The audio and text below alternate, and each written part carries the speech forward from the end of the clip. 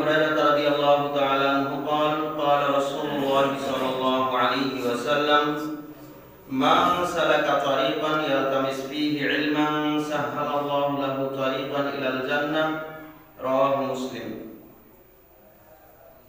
আল কোরআনের সৈনিক আমি নেই তো পরাজয়, এক আল্লাহর গোলাম আমি এই তো পরিচয়, আমার এই তো পরিচয়।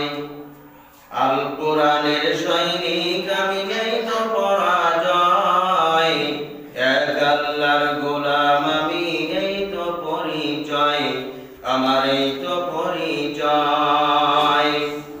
এই পৃথিবীর সবই নকল, এই পৃথিবীর সবই নকল, আসল কিছুই নয়, এক আল্লাহর গোলাম আমি এই তো পরিচয়, আমার এই তো পরিচয়।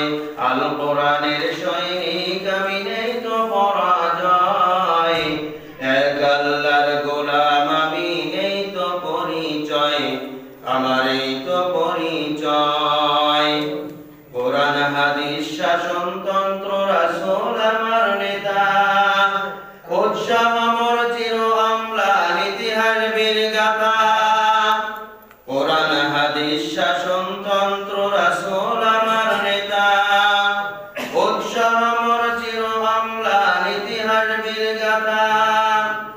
এক আল্লাহ ছাড়া আমার দিলে, এক আল্লাহ ছাড়া আমার দিলে নেই তো কোনো ভয়, এক আল্লাহর গোলাম আমি এই তো পরিচয়, আমার এই তো পরিচয়। লিল্লাহি তাকবীর, আল্লাহু আকবার, লিল্লাহি তাকবীর, আল্লাহু আকবার। আহলে হাদিস আন্দোলন বাংলাদেশ ও বাংলাদেশ আহলে হাদিস যুব সংঘ নরসিংদী সাংগঠনিক জেলার উদ্যোগে আয়োজিত আজকের এই লাঠুরবাগ জামে মসজিদে অনুষ্ঠিত ইসলামী তাবলীগী ইজতিমায় উপস্থিত সম্মানিত অতিথিবৃন্দ এবং সামনে উপবিষ্ট অত্র এলাকা থেকে আগত ইসলাম প্রিয় ভ্রাতৃমণ্ডলী, আল্লাহ সুবহানাহু ওয়া তাআলার শুকরিয়া আদায় করছি যে মহান রব্বুল আলামিন আমাদেরকে এখানে সমবেত হওয়ার তৌফিক দান করেছেন। আলহামদুলিল্লাহ। দরুদ ও সালাম বর্ষিত হোক বিশ্ব নবী সাইয়্যিদুল মুরসালিন খাতামান নবীয়িন রাহমাতুল লিল আলামিন নবী মুহাম্মদুর রাসূলুল্লাহ সাল্লাল্লাহু আলাইহি ওয়াসাল্লামের উপর। সূরা আর-রহমান প্রথম থেকে একটু তেলাওয়াত করেছি, আমরা সকলে একটু তেলাওয়াত করি, কি বলেন? আউযু বিল্লাহি মিনাশ শাইতানির রাজীম, বিসমিল্লাহির রাহমানির রাহিম। আর-রহমান আল্লামাল কুরআন, খালাকাল ইনসান, আল্লামাহুল বায়ান। আর-রহমান দয়াময় আল্লাহ, আল্লামাল কুরআন তিনি শিক্ষা দিয়েছেন কুরআন, খালাকাল ইনসান তিনি সৃষ্টি করেছেন মানুষ, আল্লামাহুল বায়ান অতঃপর তাকে শিক্ষা দিয়েছেন বর্ণনা ভাষা। আল্লাহ সুবহানাহু ওয়া তাআলা আল্লামাল কুরআন, কুরআন শিক্ষা দিয়েছেন, খালাকাল ইনসান মানুষ সৃষ্টি করেছেন। আচ্ছা, আল্লাহ তাআলা কি আগে কোরআন শিক্ষা দিয়েছেন না আগে মানুষ সৃষ্টি করেছেন? আগে কোরআন শিক্ষা দিয়েছেন নাকি আগে মানুষ সৃষ্টি করেছেন? মানুষ। আগে মানুষ সৃষ্টি করেছেন, তারপরে কোরআন শিক্ষা দিয়েছেন। তাহলে আল্লাহ তাআলা কোরআন শিক্ষার কথা কেন আগে বললেন আর মানুষ সৃষ্টির কথা পরে কেন বললেন? উদ্দেশ্যটা কি আসলে? এই আয়াতের তাফসীরে বিভিন্ন ধরনের বর্ণনা পাওয়া যায়, তার ভিতরে উল্লেখযোগ্য বর্ণনা হচ্ছে এই: আল্লাহ তাআলা আমাদেরকে এই পৃথিবীতে যে উদ্দেশ্যে পাঠিয়েছেন সেটাকে বাস্তবায়ন করার জন্য অবশ্যই প্রত্যেক মানুষকে কোরআন শিখতেই হবে, জানতেই হবে, কোরআন অনুযায়ী তার জীবন পরিচালনা করতে হবে, গড়তে হবে। কোরআন ছাড়া কোন মানুষ সত্যিকারের মানুষই হতে পারবে না, মানুষের মর্যাদাই লাভ করতে পারবে না। এজন্য আল্লাহ তাআলা আগে কোরআন শিক্ষার কথা বলেছেন, তারপরে মানুষ সৃষ্টির কথা বলেছেন। অর্থাৎ ততক্ষণ পর্যন্ত ওই মানুষ পরিপূর্ণ মানুষ রূপে, সত্যিকার মানুষ রূপে গড়ে উঠবে না, তৈরি হবে না, মানুষের মর্যাদা লাভ করবে না, যতক্ষণ পর্যন্ত তার ভিতরে কোরআন না থাকবে, কোরআনের শিক্ষা না থাকবে, কোরআনের জ্ঞান না থাকবে, কোরআন অনুধাবন না করবে, ততক্ষণ সে মানুষ হবে না। আমরা দেখা দৃষ্টিতে মানুষ হলেও আল্লাহর কাছে সে মানুষ হিসাবে মূল্যায়ন হবে না, গ্রহণযোগ্য হবে না। সম্মানিত উপস্থিতি, আল্লাহ সুবহানাহু ওয়া তাআলা বলছেন, লাকাদ খালাকনাল ইনসানা ফি আহসানি তাকওয়িম। মানুষদেরকে আমি তৈরি করেছি উত্তম গঠন আকৃতি দিয়ে। আসলে শুধু আকৃতি বলে কথা না, এখানে আল্লাহ তাআলা বলতে চাচ্ছেন মানুষকে সর্বোত্তম করে সৃষ্টি করেছি, সবকিছুর চাইতে উত্তম করে আমি মানুষকে সৃষ্টি করেছি। মানুষ একদিকে যেমন পৃথিবীতে সর্বোত্তম, গঠন আকৃতি বৈশিষ্ট্য জ্ঞান মর্যাদা সব দিক দিয়ে আল্লাহ উত্তম, ঠিক তেমনি ভাবে পরকালেও তাকে সর্বোত্তম পুরস্কার দেওয়া হবে। সব দিক দিয়ে মানুষ উত্তম, সুবহানাল্লাহ। কিন্তু এই মানুষের দায়িত্ব কর্তব্য থেকে দূর হয়ে যদি মানুষ তার মর্যাদা থেকে ছিটকে পড়ে যায়, মানুষ যদি তার মর্যাদা ধরে না রাখতে পারে, তাহলে সুম্মা রাদাদনাহু আসফালা সাফিলিন। আল্লাহ তাআলা বলছেন, অতঃপর আমি তাকে নিম্ন থেকে একেবারে নিম্নতম স্তরে পৌঁছিয়ে দেই। নাউযুবিল্লাহ। কখন? যখন মানুষ তার প্রকৃত মর্যাদা অর্জন করতে ব্যর্থ হয়, বরং তার দায়িত্ব কর্তব্য পালন না করে তার মর্যাদা থেকে ছিটকে পড়ে যায়, তখন তার আর কোনো মূল্যায়ন থাকে না, সে তখন আর মানুষ থাকে না, সে এমন একটা কীটে পরিণত হয় যার কোনো মর্যাদা সম্মান তো দূরের কথা, একটা চতুষ্পদ জন্তু জানোয়ার চাইতেও নিকৃষ্ট জায়গায় সে পতিত হয়ে যায়। নাউযুবিল্লাহ।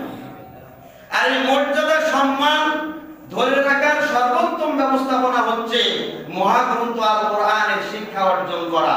এবং আল্লাহ সুবহানাহু ওয়া তাআলা আদমকে যে উদ্দেশ্যে আদম আলাইহিস সালামকে সৃষ্টি করার পর তাকে প্রমাণ করলেন সর্বশ্রেষ্ঠ, এবং যেটা দিয়ে প্রমাণ করলেন সেটা হচ্ছে ইলম, জ্ঞান। সুবহানাল্লাহ। আল্লাহ তাআলা বলেন, ওয়া আল্লামা আদামাল আসমা।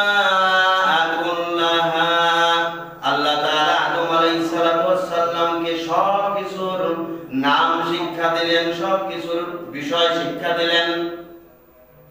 সুম্মা আরাদাহুম আলাল মালাইকা। এরপরে আদম আলাইহিস সালামকে এবং সমস্ত বিষয়গুলিকে ফেরেশতাদের সামনে উপস্থাপন করলেন। ফাকালা আম্বিউনি বিআসমাই হাউলাই ইন কুনতুম সাদিকিন।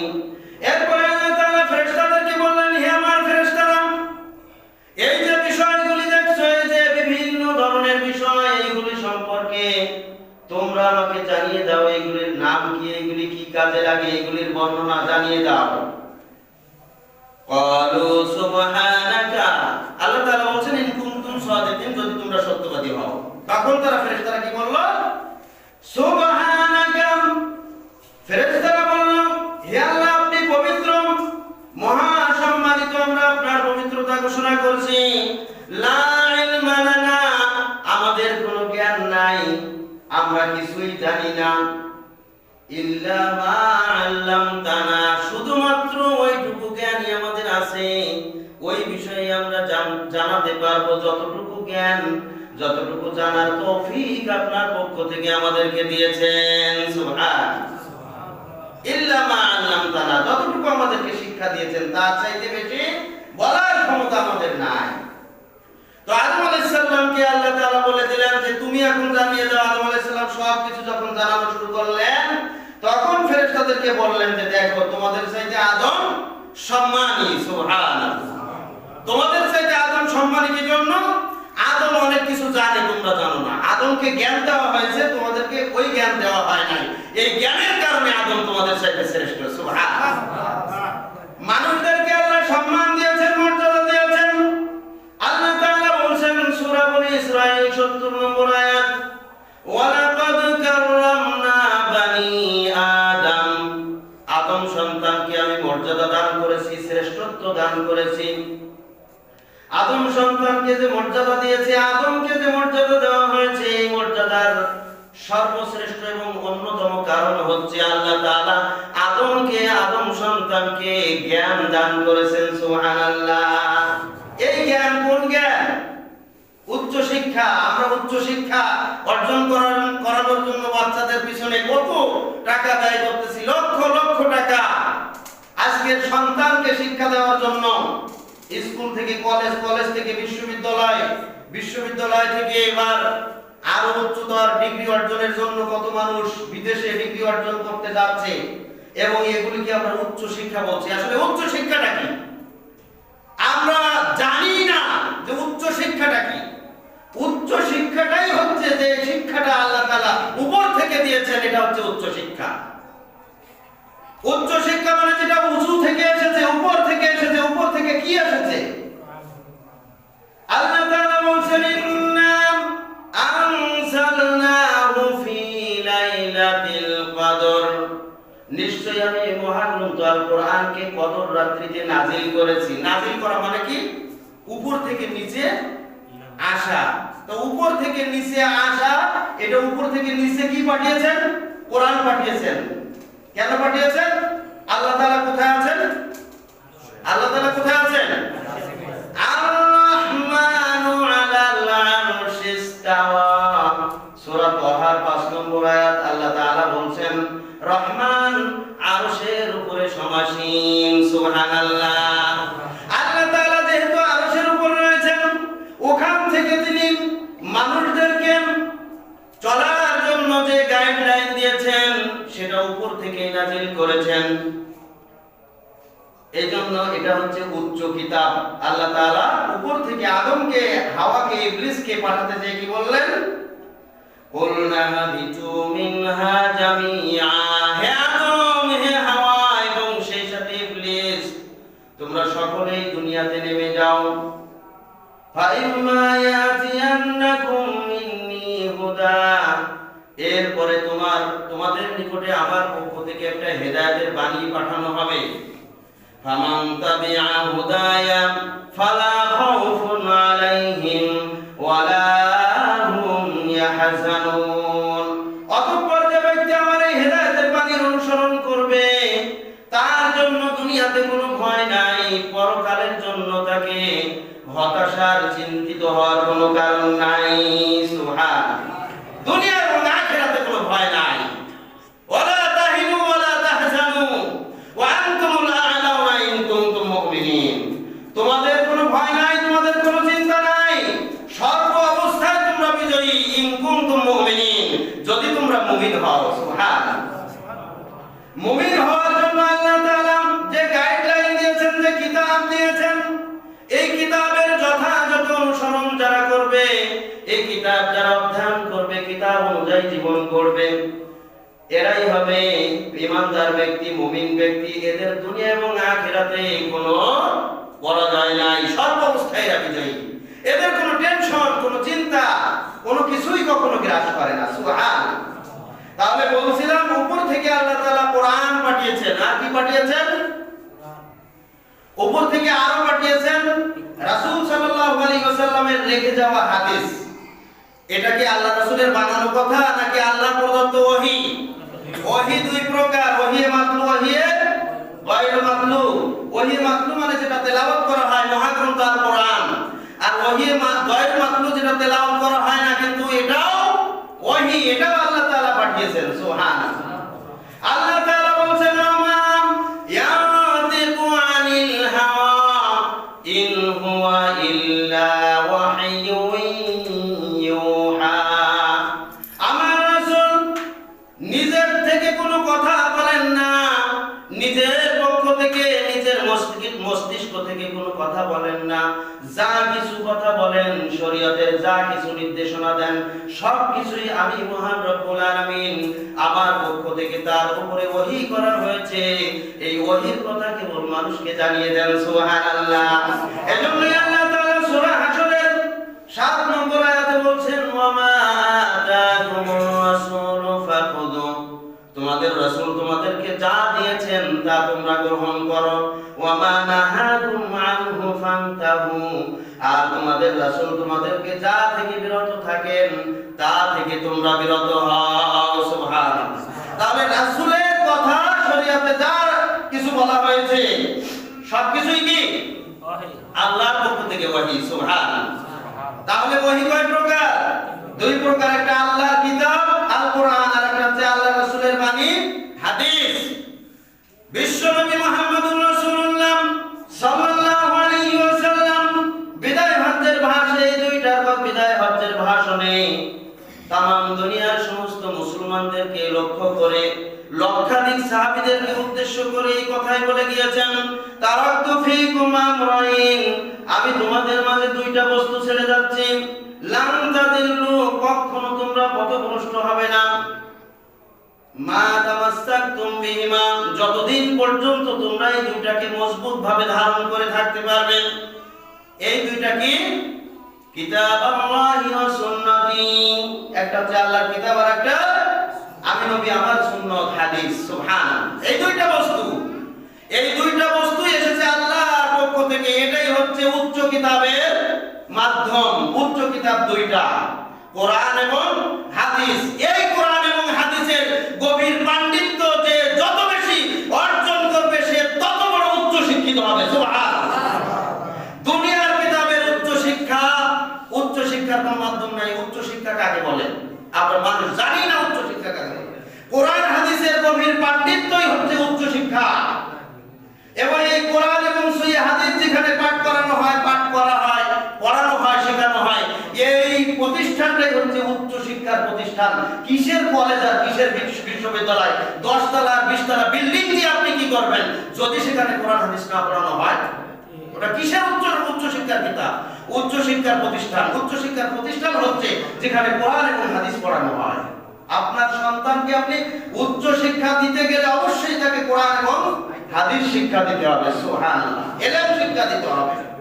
সম্মানিত উপস্থিতি, আল্লাহ তাআলা বলছেন, রব্বানা আতিনা ফিদ দুনিয়া হাসানাতাও ওয়া ফিল আখিরাতি হাসানাতাও ওয়া কিনা আযাবান নার।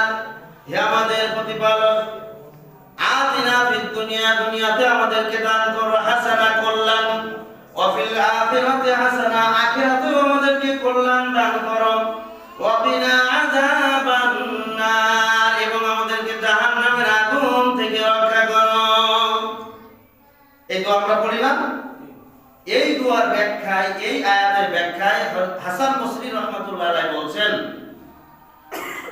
ইন্নাল হাসানাতু ফিদ দুনিয়া হিয়াল ইলমু আল ইবাদাহ, নিশ্চয়ই দুনিয়াতে কল্যাণ বলতে আল্লাহ তাআলা যেটা বোঝাচ্ছেন সেটা হচ্ছে ইলম এবং ইবাদত। ইলম অর্জন করা, জেনে বুঝে ইবাদত করা, এটা হচ্ছে কি দুনিয়ার কল্যাণ। যে ব্যক্তি ইলম অর্জন করলো এবং সেই অনুপাতে জেনে বুঝে আমল করলো, সে দুনিয়ার কল্যাণ লাভ করলো। সুবহানাল্লাহ। ওয়া ফিল আখিরাতি হাসানা হিয়াল জান্নাহ, আর পরকালে কল্যাণ বলতে জান্নাত। জান্নাত ছাড়া আর কিছুই নয়। সুবহানাল্লাহ। দুনিয়ার কল্যাণ হচ্ছে ইলম এবং ইলমের মাধ্যমে ইবাদত, আর আখিরাতের কল্যাণ হচ্ছে জান্নাত। দুনিয়া এবং আখিরাতের কল্যাণ যদি কেউ পেতে চায় তাহলে অবশ্যই তাকে কোরআন এবং হাদিস শিখতে হবে, ইসলামের জ্ঞান শিখতে হবে, নিজেও শেখার জন্য চেষ্টা করতে হবে, জানার জন্য চেষ্টা করতে হবে, সন্তানদেরকে কোরআন শেখানোর জন্য, হাদিস শেখানোর জন্য, তাদেরকে ইলম শেখানোর জন্য পাঠাতে হবে। সম্মানিত উপস্থিতি, তাহলে আমাদের সন্তানদেরকে, যারা মনে করে আমার সন্তানকে আমি উচ্চ শিক্ষায় শিক্ষিত করব, বড় ইঞ্জিনিয়ার হলে সে উচ্চ শিক্ষিত, বড় একজন ডক্টর হলে, এমবিবিএস ডাক্তার হলে, জজ হলে, ব্যারিস্টার হলে, ম্যাজিস্ট্রেট হলে তারা উচ্চ শিক্ষা অর্জন করে। আচ্ছা, সারা বিশ্বে আপনি জরিপ করে দেখেন, এক নয়, দুই নয়, 100 নয়, 200 নয়, হাজার হাজার